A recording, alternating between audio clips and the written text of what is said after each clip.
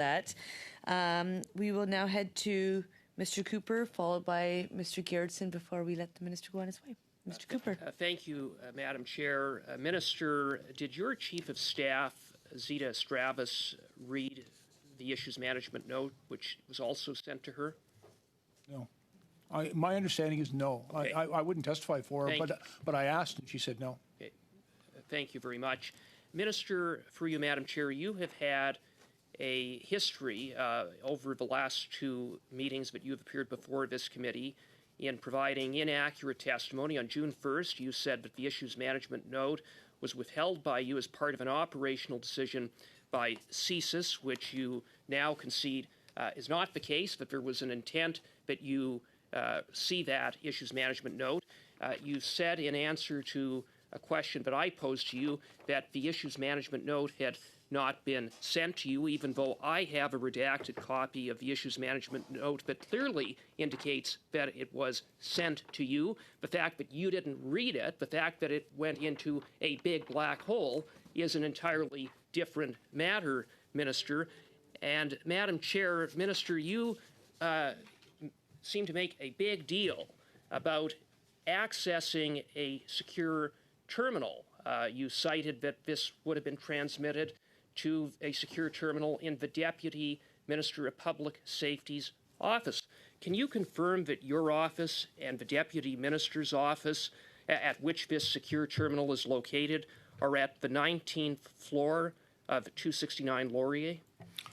I don't know where the secure terminal is, but Mr. Cooper, if I wrote you a letter and wrote your name on the letter and then put it back in my briefcase and never told you the letter existed and never showed it to you and didn't give you access to my briefcase, I think we could assume that you didn't know that I'd written you the letter.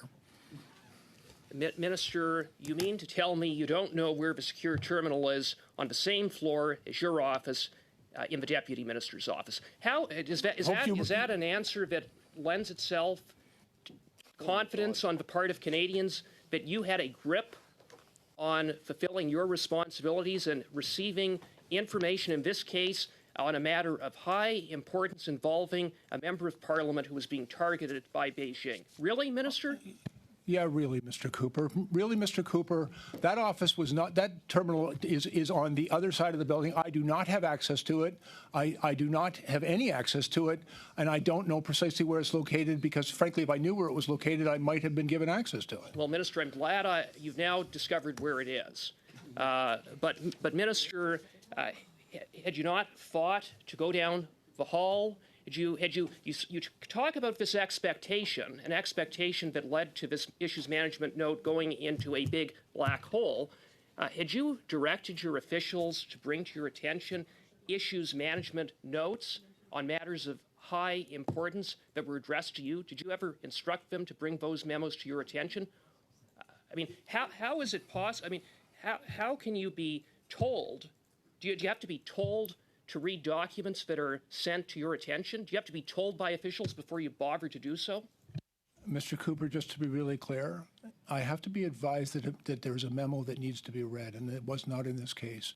The director did not advise me in every other circumstances, and I had that job for 2 years. In every other circumstances, the director would notify my office that he had top secret information that he needed to convey to me. He would convene a meeting that I would attend in a secure facility, and that information would be shared. That did not happen in this case. And there were a few other occasions, twice, by the way, in that month, where I was actually asked to go down to the Toronto office. That, again, that information was not shared. And so I have no way of asking or demanding to see a note I don't know exists. Minister, does your staff have to tell you to read your emails? Does your staff have to tell you to check your text messages? I mean, right here, it was sent to you. Now, Minister... Mr. Cooper, you're confused to what it is. I'm pausing.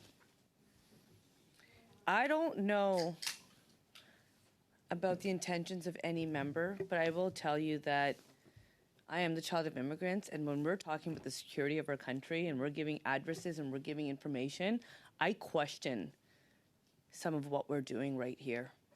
And I'm here on a question of privilege, chairing the Procedure and House Affairs Committee, because one of my fellow colleagues, who I might not share a political stripe with, was concerned about their safety. The House of Commons, the Speaker, sent this to our committee to do this work. And I take this very seriously, and you could hear it in the tremor of my voice. I have experienced stuff in this country that I hope nobody else has to. And I will just say, as honorable members, and by default of being elected, we are honorable members, be mindful as to the work we are doing and why we are doing it. So I'm going to resume this committee, but I will say, remember why we're here, and let's not be short-sighted. Minister, do you accept the principle of ministerial responsibility? And absolutely, and consistent with that, do you accept that the buck stops with you as minister? Not your officials, not the director of CSIS, with you.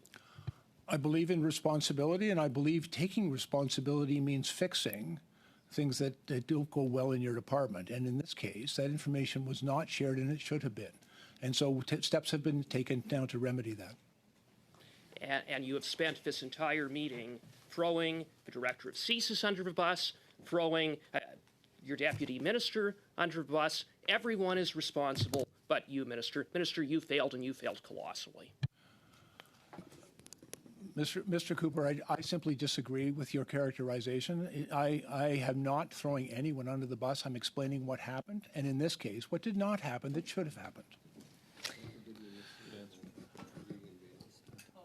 The beep didn't happen, but the time did come up. I was like, my clock's at 5:11, but there was a beep. We are going to do the last 5-minute round.